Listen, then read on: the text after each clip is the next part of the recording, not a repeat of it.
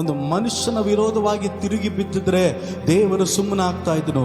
ಆದರೆ ದೇವರು ಅಭಿಷೇಕಿಸಿ ನೇಮಿಸಿದಂಥ ಸೇವಕರುಗಳ ವಿರೋಧವಾಗಿ ತಿರುಗಿ ಬಿದ್ದರೆ ಆವಾಗ ಅಗ್ನಿ ಜ್ವಾಲೆಯಂತ ಕಣ್ಣುಗಳುಳ್ಳವನಾಗಿ ನಿಂತ್ಕೊಳ್ತಾನೆ.